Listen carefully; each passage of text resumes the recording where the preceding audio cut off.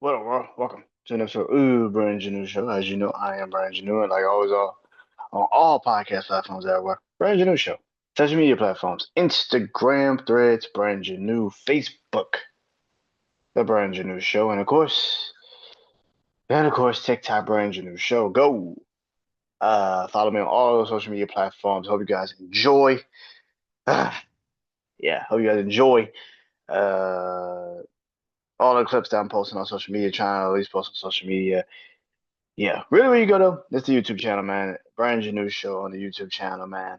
Uh, Go subscribe, comment, like the vids. Helps in the algorithms if you actually like the vids. So appreciate you guys. Everything like that. I'm waiting right now for a short that I just to get uploaded. So hopefully it gets uploaded and then you can see the new short that I got out for the episode I dropped today.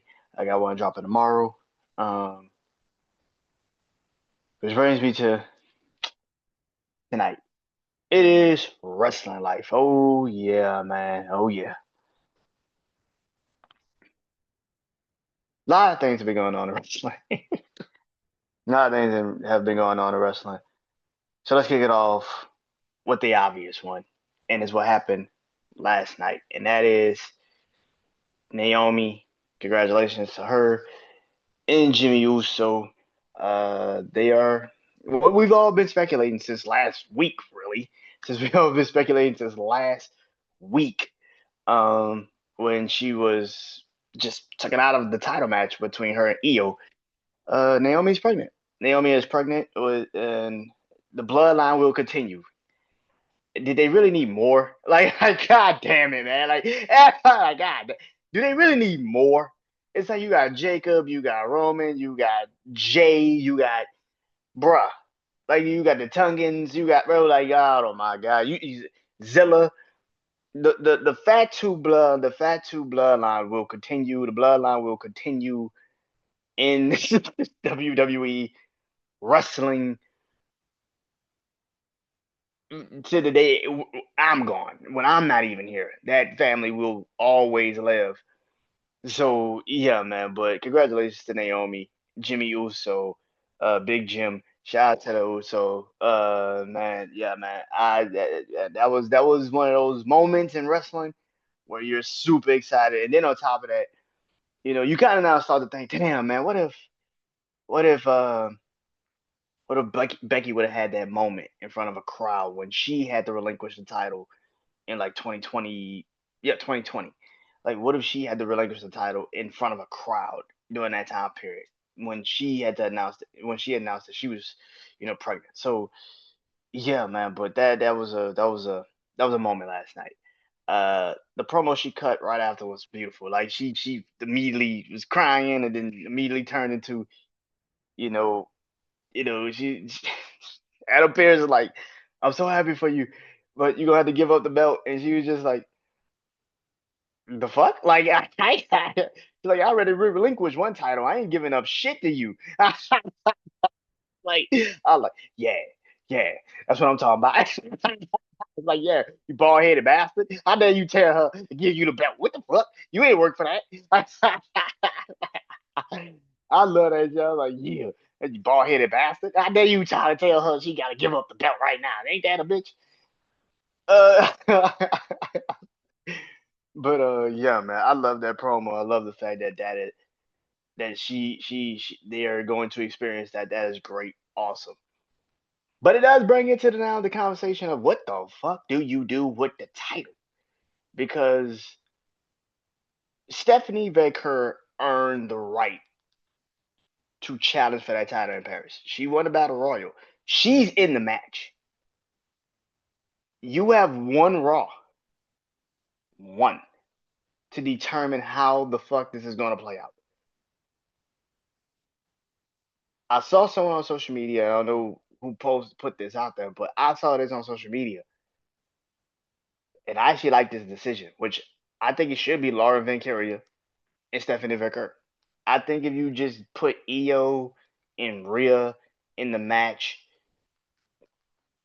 it's like what the fuck is the storyline that they're trying to tell right now with Io and Rhea in the Kabuki Warriors? You just Now I'm not saying that Rhea and Io are gonna beat Stephanie, but the storyline right now that they're trying to tell is kind of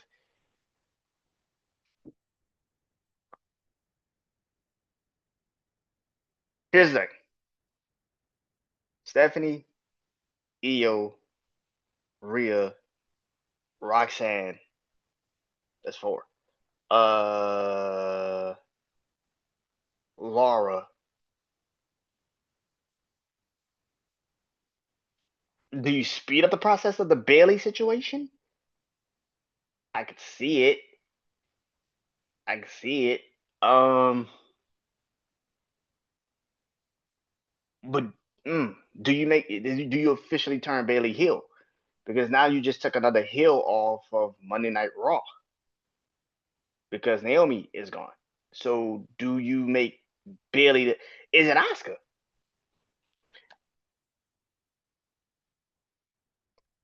I can see. Yeah, Roxanne beat Io.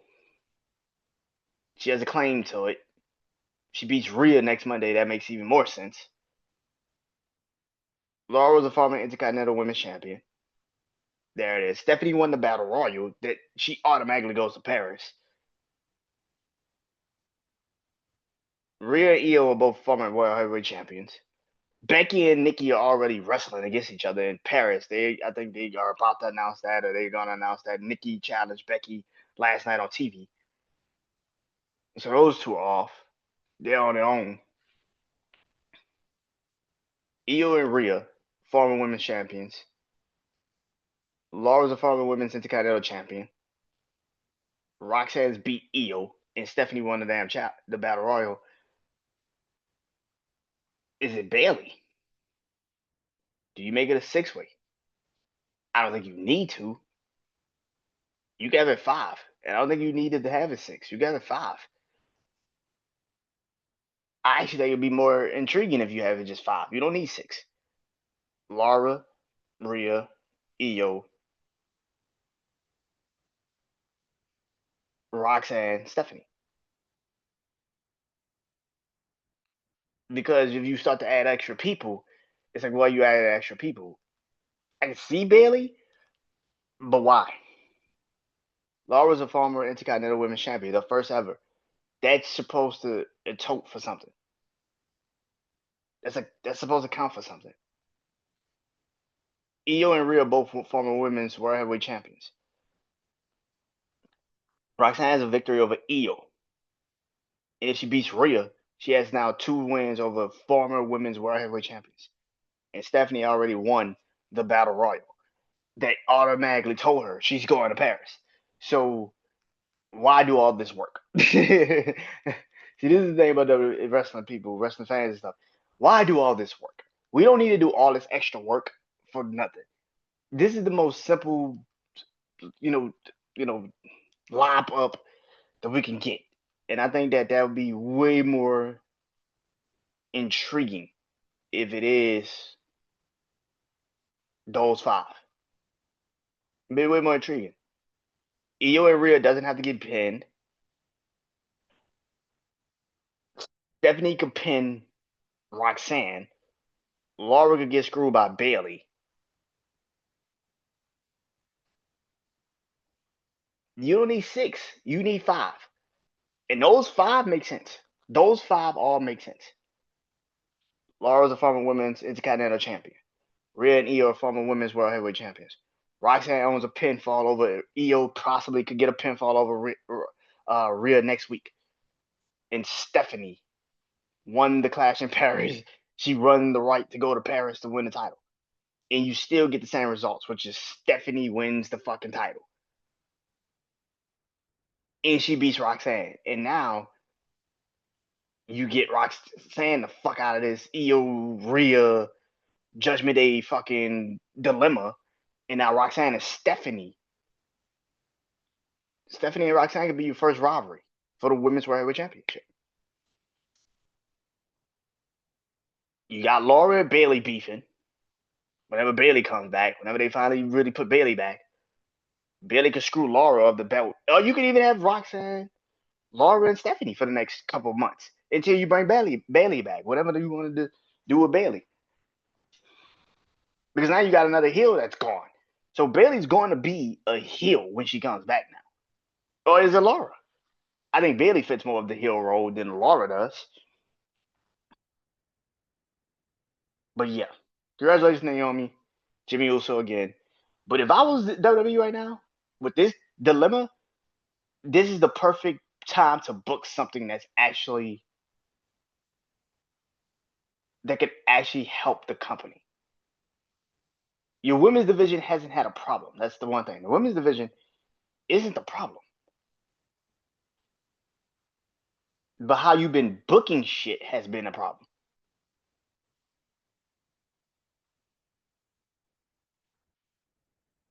How you've been booking shit has been the problem. You already have a storyline with Io, Rhea, and the Kabuki Warriors. Keep doing that storyline. This isn't a pivot. This isn't something now you like, well, let's just get a belt back to Rhea. Oh, let's just get a belt back to Io. No, that's the fucking story. Keep telling the fucking story. Nothing's changed in that sense. Keep that story going. Laura and Bailey are in their own little situation, but Bailey's not on TV. Laura wasn't even on TV last night. But Laura being a part of this will be perfect because then you can tell the story of Laura and Roxanne going after Stephanie. Stephanie gets to win the title, which is great. But now you get Roxanne the fuck out of that little whatever warp she's in with the fucking Judgment Day situation. And she brings more value to Judgment Day if she's going after Stephanie in the Women's World Heavyweight Championship. Because what made Liv so damn hot in the game for wrestling when she won the World Heavyweight Championship. I'm not saying you got to give the belt to Roxanne. Stephanie can win the belt. But Laura and Roxanne can be an incredible story going after Stephanie until Liv come back, and then she's inserted into that. But what you don't need to do right now with that women's title is just go with the obvious fucking choice, which is Io or Rhea. That's the worst decision because you just go with comfortability. And that's been the biggest fucking problem with Triple H's booking. Something happens and you just go straight back to comfort zone. It's like, no, the plan has been simple. Stephanie's going to win the belt. But how you get there, now you have actually more of an opportunity to tell multiple fucking stories. Io and Rhea. We already know Io is on Rhea's ass and Rhea knows she can't beat Io. You put them in that match. But the Kabuki Warriors are there also to fuck with them. You continue to tell that story. You have two stories in one. Continue to tell that story. Rhea can't be Io. But Rhea's not going to let anybody fuck with Io, too. And that's what the Kabuki Warriors are doing right now, particularly Asuka. You can continue to tell that story. You do not need to give the belt to either one of those women. It would literally kill the decision of having Stephanie win the fucking Battle Royal just to go right the fuck back to comfort zone. It's very stupid. Laura's got a beef with Bailey at some point. I'm assuming Bailey's going to come back as a heel because now you just lost a heel, so Bailey's going to now take the place of the heel. And whenever you finally decide to put Bailey in that decision, which could be in Paris, I don't know how many people will actually decide to side with Laura in that situation. That's a whole nother conversation, and I'm not into that because you're going off of social media versus reality. And Bailey has a soft spot for every wrestling fan, so every wrestling fan will easily side with Bailey in this situation, even though she's going to be the heel. But if Bailey screws Laura of the belt in Paris, now you got a story right there. Now you got a story right there. Laura and Bailey, boom, done. And they put on some fucking bangers. So now you got a story right there. And like I've been saying, Roxanne is already a fucking star. The the less she's in the Judgment Day vortex, the better for her. And she gets to use Raquel as kind of like her shield, like Liv used her to get the title from Stephanie, would be great. And then you get a new champion and a new face in Stephanie, who hopefully you actually put on fucking TV. Like, the one problem with WWE, especially with the fucking champions, is that you don't fucking use them. They are just there. Again, I am just God Almighty. I don't care about the vision. I love Set. I'm done with factions. I think I'm just tired of fucking factions in wrestling, particularly in WWE, because none of these factions need each other. The Judgment Day don't need each other. Dom is already past the Judgment Day. Roxanne does not need. Like I said, you could take Raquel and Roxanne and put them on their own fucking little island, like I thought would live in Raquel. They don't need to be in the Judgment Day. Finn and JD are literally becoming, and no matter what you want to say, Finn Balor and JD McDonough have become fucking footnotes in wrestling, especially in WWE. No matter how many times you try to make Finn a thing, Finn has become a fucking footnote in the actual wrestling pecking order. And JD is just fucking there. Like, JD McDonough is just fucking there. Same thing with the MFTs. They are the most I don't give a fuck group on. They are a fucking TV turner. I don't care about Solo. I don't give a fuck about Tamatanga, Leia, whatever the fuck that nigga name is. I don't give a shit about JC Mateo. I don't give a fuck about this new the Hikaleo. I don't give a shit about none of them. I don't care. I am fucking burned out with factions. Like, and the vision came in at the worst fucking time because I love Seth Rollins. Seth Rollins is one of my favorite fucking wrestlers. That motherfucker's the GOAT. You don't do the moments that he's had in WWE history. You got to realize this man broke up the Shield. Money in the Bank cash in at WrestleMania 31 on Brock and Roman. That shit don't happen. He beat Sting. He had to fight Sting and John Cena in one fucking night. Sting and John Cena. Think about that for a second. You fought two legends, icons, respectfully, two of the greatest of their generations. He fought Sting and John Cena in one fucking night. You don't see, this is some of the things that people don't understand about why I fuck with Seth Rollins. The moments that this man has in his career is crazy to me. And then you have another game-changing Money in the Bank cash-in this fucking year on CM Punk, your most hated fucking rival. And I do not care about his group. I don't care about it. This is why I kept saying I like the idea of Paul Heyman and Seth, but Seth don't need Paul, and Paul don't need Seth. I said this shit when this happened. You can go back to before WrestleMania when all of this shit started coming up. That, man, I think Paul's gonna side with Seth. I said that shit then. I said that will be a stupid decision because Seth don't need Paul and Paul don't need Seth. Because Paul needs somebody that can't talk. Roman barely cut promos like that. When he did cut promos, it was something. But for the most part, Paul Heyman was the one to talk for the entire bloodline. And that's where the fuck the problem is with the vision. I said that then when this shit happened. I think I even said it after WrestleMania. After the main event, I literally said, I love the idea of it, but Seth don't need Paul Heyman, and Paul Heyman don't need Seth Rollins. They didn't need each other. And now you're starting to realize damn, they really kind of don't mesh. Because they don't fucking mesh. The reason why Paul Heyman and CM Punk work so well is because they're friends. They're actually real friends. But also, Paul Heyman didn't need to talk for CM Punk. CM Punk could cut promos. Seth can cut promos. Like, Seth's not bad on the mic. But in a sense of where this dynamic is, it's like, bro, you could have had, like I said, this is why I said Seth should have cashed in on Cody. Cody was about to leave. We knew he was about to leave. You could have had Seth be the champion, Punk on Raw, Seth on SmackDown, killed the dilemma. You could have did a move Roman back to Raw. I mean SmackDown, had LA Knight on SmackDown.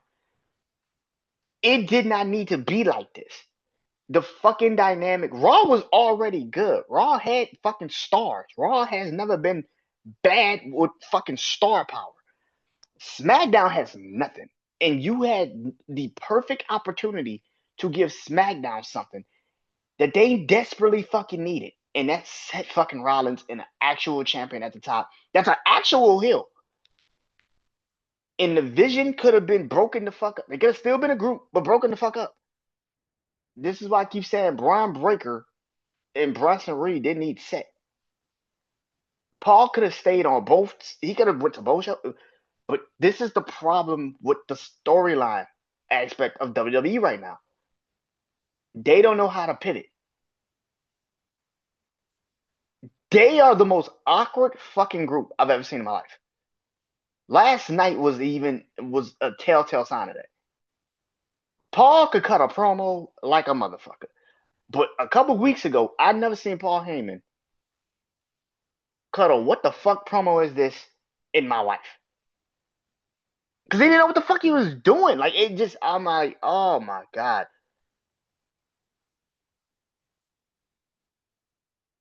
I love Seth Rollins. I love Paul Heyman. They don't need each other. And I know they're gonna keep this group together to WrestleMania. Till at least the end of next year's WrestleMania. So they can have the big turn for Braun Breaker on Seth Rollins. But I don't think you have the I do not believe if they lose in War Games 2, you need to start the demolition of this fucking group the next night. I don't think you need to have this shit for WrestleMania. What's the point? This group is not going anywhere. You still got Braun Breaker and Bronson Reed.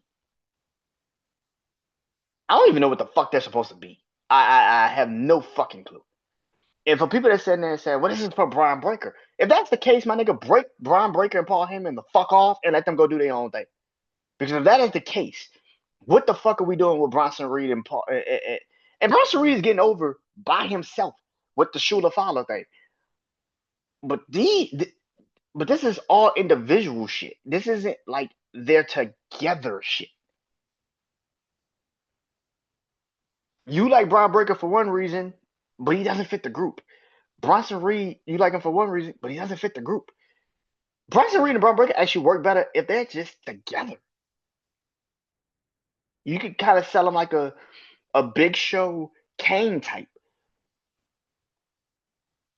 when they were a tag team. Like I'm just yeah, I'm over factions in WWE. Like I'm just done with factions in WWE. I'm done with factions in wrestling, but particularly in WWE because the factions have reached their fucking peak. You're so afraid to have people just be individuals.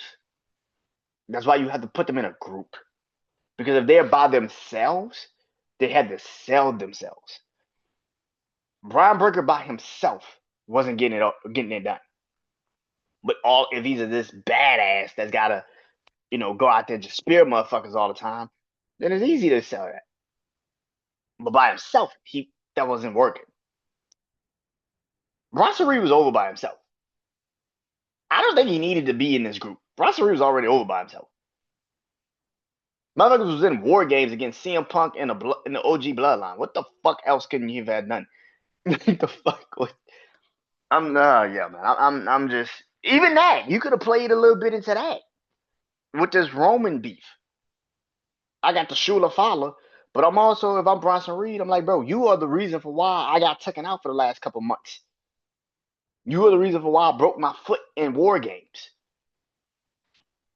Like nobody's even brought that shit up. If I'm Bronson Reed, like I laid you out the first time we had a problem. Like are we bringing up war games from last year? Like why are we not using any of this information? Like what are we doing? Yeah, man. Yeah, man. Which brings me to Friday Night SmackDown. It sucks. This is why I said if Seth was on Friday Night SmackDown, it would make a little bit more sense. Friday Night SmackDown sucks. It's bad. Um, I actually, and here's the crazy part. I actually think Friday Night SmackDown made sense Friday. It just sucks. The one thing that Raw is really good at is women's wrestling. I can't even say storytelling because storytelling is not their peak either. But women's wrestling, and they got the stars: Set, Punk, Jay, Penta. Even you want to say Penta? Um, LA Knight now. Like they got the Roman, Bronson Reed, Braun Breaker. If you want to say those guys, even stars. They got stars, and they got women's wrestling. That's actually fucking intriguing. SmackDown has none of that. Friday Night SmackDown with their best story, which is Alexa Bliss and Charlotte. Nobody cared. Yeah, we care about Charlotte and Alexa. We don't give a fuck about who they fighting. That's a problem. They went with tag teams, which again, what is the best thing about SmackDown? It's the tag team division. Their tag team division is amazing. I love the Carmelo Hayes Miz match against Fraxium. Thought that shit was incredible. I love the Street Profits and DIY match. That shit was incredible. But you keep trying to make Solo a star, and he's not that guy. He's not a main event caliber star. And again, you don't know how to fucking pivot. Move Jacob Fatu up to the main event card. You move Solo over to SmackDown. I mean Sammy over to SmackDown. Great. Sami Zayn's on SmackDown. I said this last week. I said this was kind of what the decision was gonna be because they had to do something with Sammy. And keeping him on Raw was not gonna work. Because you're not even considered in the conversation with CM Punk, shit, LA Knight, or even Jey Uso, bro. You're not in the Roman stratosphere.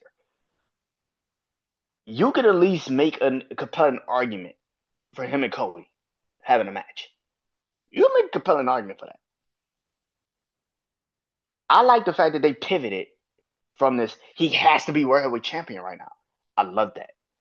Be Grand Slam champion. Go for the U.S. title. It's right the fuck there. It makes way more sense. And if Sammy beats Solo, I can see you bringing back the U.S. Open Challenge for Sammy. Because the one thing about Sammy's character is the one thing you need to do, and this is the one thing that they haven't done with Sammy so well, is build his fucking character. You got the right character. You don't know how to use him properly.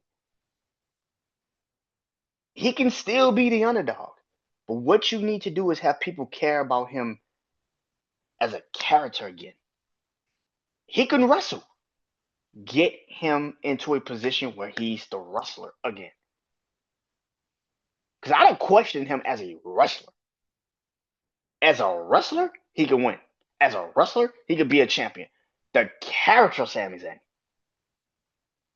I don't give a shit about. If he beats Solo and takes the belt from Solo, bring back the U.S. Open Challenge. It does two things. It gives you free TV time where you get at least a 20-minute, 15, 20-minute match on Friday nights that kills at least one half of your block.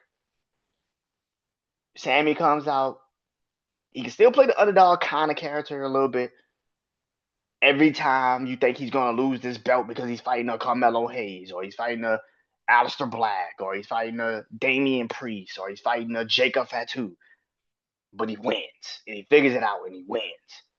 That's how you build his character back, because this underdog from the underground shit, and he's just this underdog that would never die and all this other shit. He needs.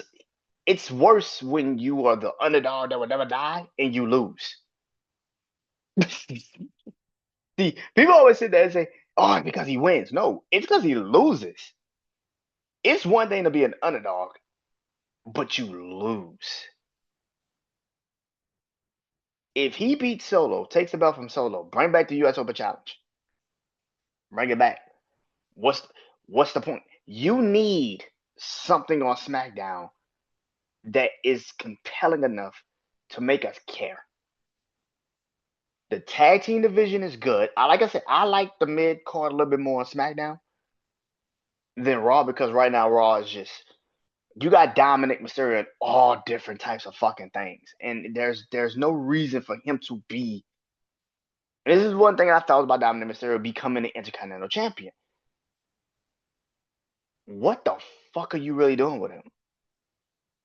It's great that he's got the belt, awesome, but you're pulling him in all types of different directions, which means you don't really. If he beats AJ again,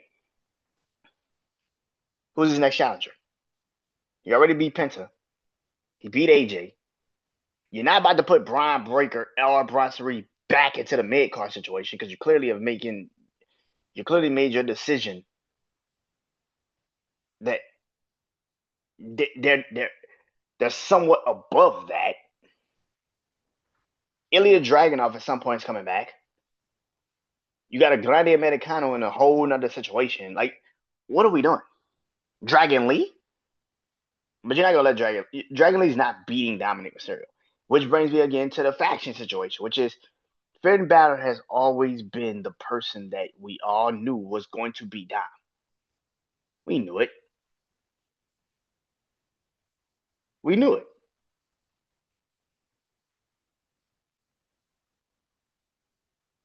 But yeah, man, SmackDown's a hard watch. It's a hard fucking watch. It is. It's difficult. And then last week, Friday Night SmackDown last week,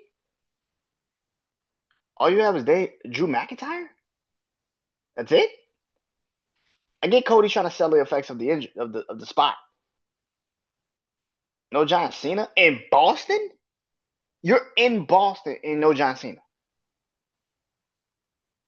The fuck? Now I get John Cena's schedule was a little bit whatever. You advertised Randy Orton and he wasn't even on TV.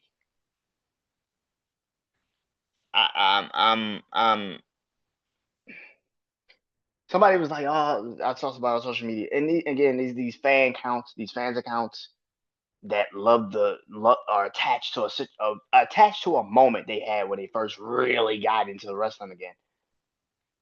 Somebody was like, "Oh man, if I was them, I get a belt back to Roman and have the OG bro." It's never The OG Bloodline storyline was so great for what it was, because it was a period of time where everything centered around that particular storyline.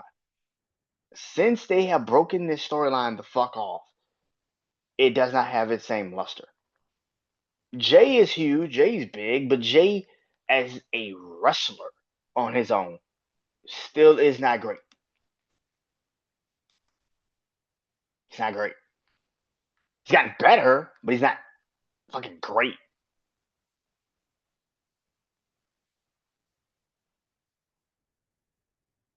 Roman is the only massive star out of the Bloodline storyline still. And nobody wants to say it, but I said, fuck it. Roman is the only massive star out of the Bloodline storyline. He's the only massive star out the Bloodline storyline. Now you might think I'm tripping. Nah, Jay's massive. And what I mean by massive star, I don't mean getting pops in the crowd. I mean presentation. the feeling, the moment, and then he gets in a ring and he can actually fucking wrestle.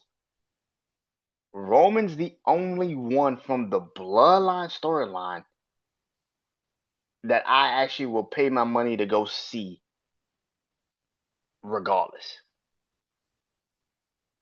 Jay's great, but once the yeet shit ends and the bell begins, I'd lose a lot of fucking interest in Jay. I don't care. Sammy's great in the ring. His character needs a complete and utter fucking rehaul. Solo's funny. I would not pay a fucking dime to go watch Solo wrestle. Solo's funny. I won't pay a fucking dime to go watch him wrestle. Jacob can be that guy, but they don't know what the fuck to do with him. And the rest of them are just there. Love Jimmy Uso. But, bro, you just there.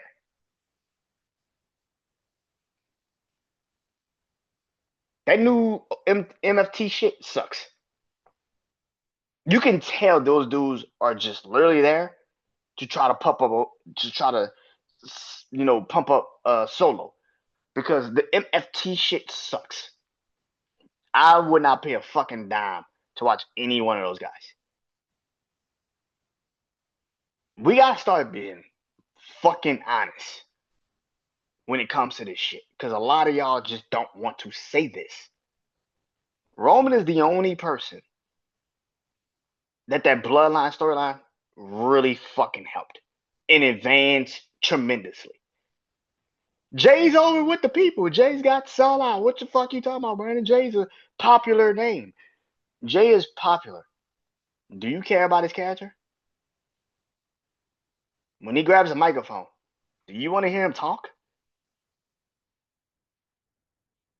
Do you care about any of the storylines that he's in outside of the Bloodline?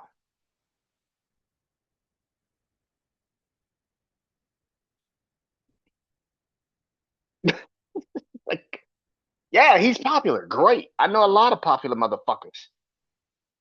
What else? We gotta be honest nowadays, bro, because this shit is getting embarrassing. A lot of y'all don't want to be honest because you just want to fucking live in this comfort zone. The Bloodline storyline only helped Roman. That's it. Nothing more, nothing less. It helped Sammy in the moment. It helped Jay in the moment. It helped Jacob in the moment. It helped Solo in the moment. Jimmy in the moment. But let's be 100. Like, the only person that Bloodline storyline has truly impacted moving fucking forward is Roman Reigns, because before that Bloodline storyline, he was getting booed out the fucking building.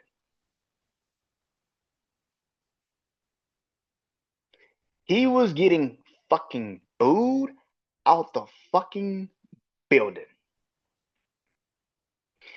Now, the absolute moment that boy music drops, it's fucking pandemonium. It's different. His career in 5 years has changed. He went from being the most hated babyface to the most over one. Let's be 100. Let's keep it a beam. The Bloodline storyline only helped one fucking person. Yeah, Jay got his moment. Sammy got his moments. Jacob's got his moments. Solo's had his moments. But let's be a fucking 100. How many of them that you would actually pay your fucking money for to go actually watch? I'm talking about presentation, ability in the ring, intro, all of the, every fucking thing. How many of them would you actually physically pay to go watch? For me personally, it's only one, maybe two, and I'll say Jacob. But they don't know what the fuck to do with him.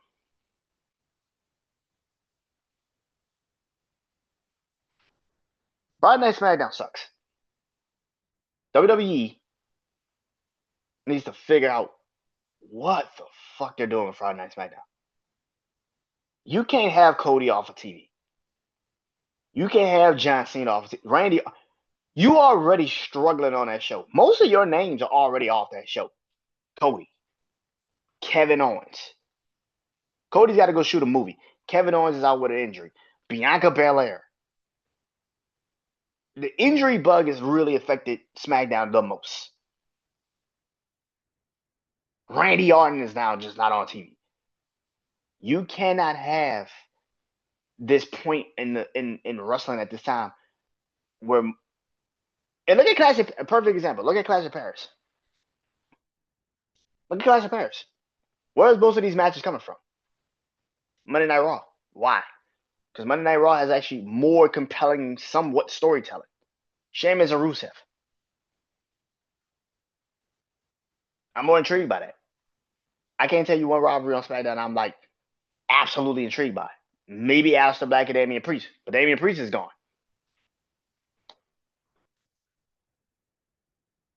You have a women's division with no real women in it. It's like you have no challengers in the women's division. All them women on Raw. Like I said about the tag team division last week on this show, on my show. I say it again this week. Fuck night and day. It's like a night and a year and a half difference. It's like there's no worthy challengers for Tiffany or Julia. And to the point now, I'm kind of him. Like, well, fuck it. Let Julia and Tiffany actually do wrestle. And let's see who becomes double champion. Fuck it. Because if you try to tell me that Jade Cargill and Naomi and Nia Jax are still more intriguing to Tiffany, you either are fucking stupid or you plain or just don't. You really do believe your audience is just believing everything you selling them and nobody cares.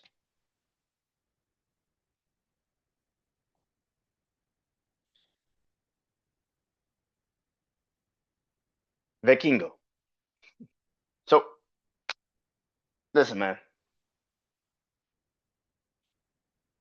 I watched Triple Mania Sunday like everybody fucking did. We all watched Triple Mania Sunday like everybody did. Let's be real. We watched that shit.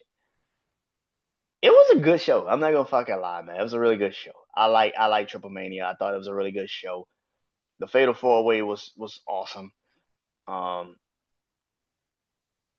I really hope that WWE really does use Dragon Lee now. Like they only use this man for fucking moments, and it pisses me off because there's no way in hell you see this man wrestle and you sit there and think he can't do shit in that ring or he can't be in an intriguing storyline. You can use him and Penta for a tag team. I don't give a fuck. Do something with Dragon Lee, bro. But yeah, man. Yeah, man. But Triple Mania was great. Now, of course, everybody immediately got mad and started talking crazy and talking reckless. Oh man, Dom should have won. Now I'm gonna be honest. I thought El Grande Americano would have won. I'll be honest. But it's been this discourse on social media since Triple Mania that like, oh man, they're trying to make Vankigo into like this somewhat Roman Reigns, big dog Roman Reigns in 2020 from 2016, like 2015 to like now to like 2020. They're trying to make him into that, and it's like, bro, I don't see that because I actually know Vikingo could fucking wrestle. I know Vikingo could wrestle. That's the thing. I know Vikingo can actually fucking wrestle.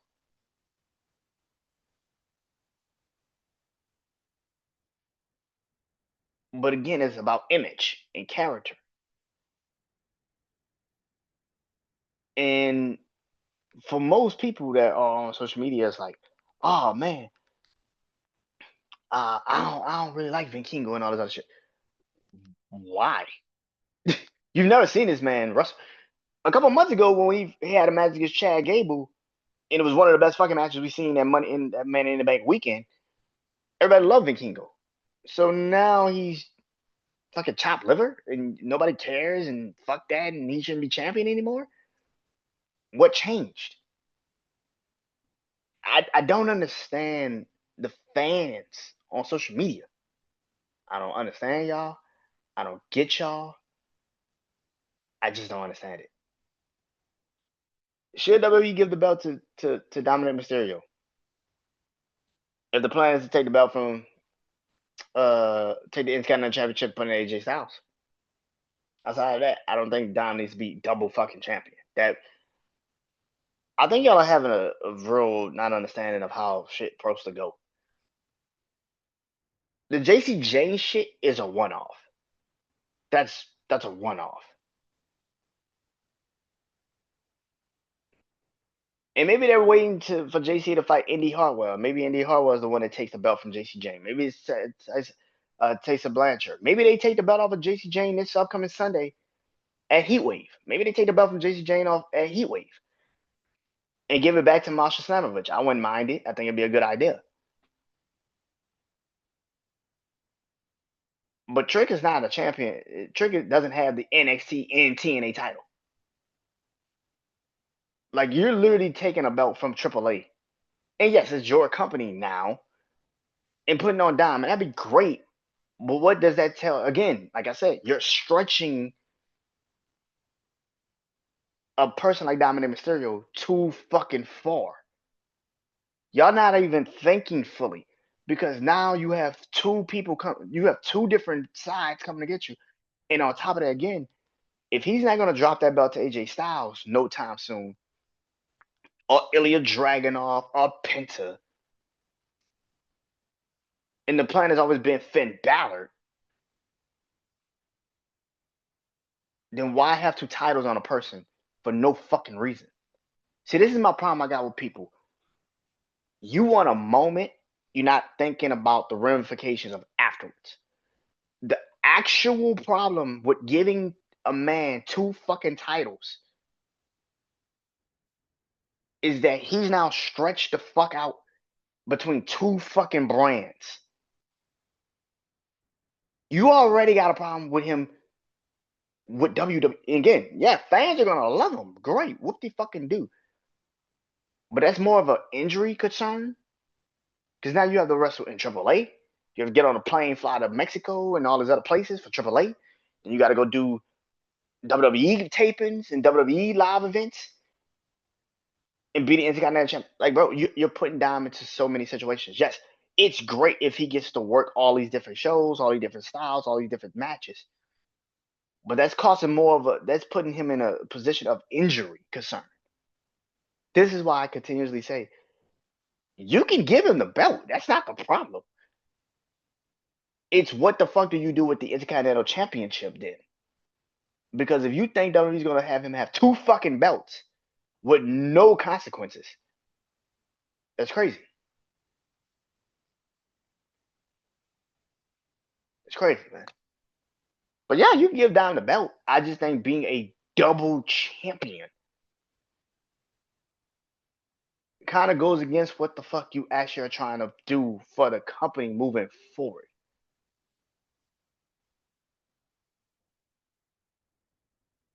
Nothing's wrong with keeping the belt on Vikingo.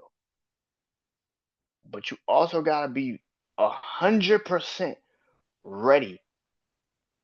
Because if Dom wins the AAA Mega Championship from Vikingo, the Worlds Collide, Dom needs to drop the Intercontinental Championship to AJ Styles.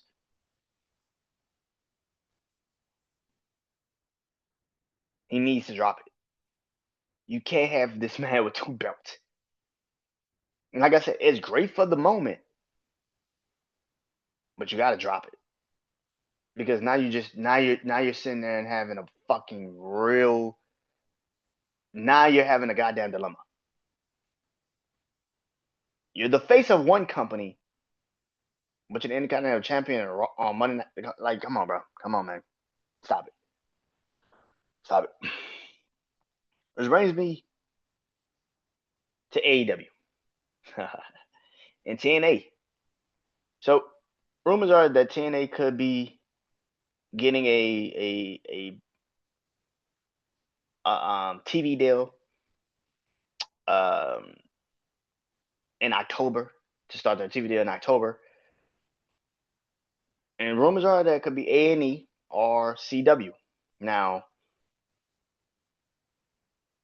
do I think that TNA will go to the CW?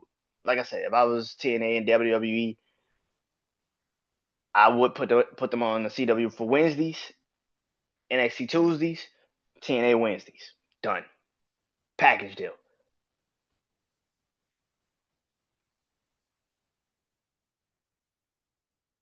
AEW is in a very it was in a fucked up position. And I wish that their fans would understand. I wish that their fans would understand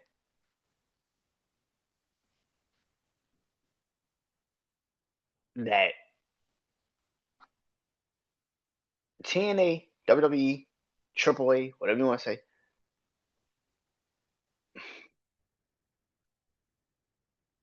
they have every right to put y'all in the ground. They have every right to do it. I'm not saying I'm cool with it. I'm not saying I like it because I think AEW being there is still something because it is competition. It's good to have another side of wrestling. But I do believe if TNA gets this deal, AEW's demise is coming. It's one thing to have a company like WWE have NXT and they're killing in the ratings on a Tuesday. It's one thing. But to have an actual competing company now going against you at your time slot with the backing of another fucking company like WWE, who's the fucking juggernaut of wrestling. And you know you got NXT partnership. And if this is true that it's going to happen in October,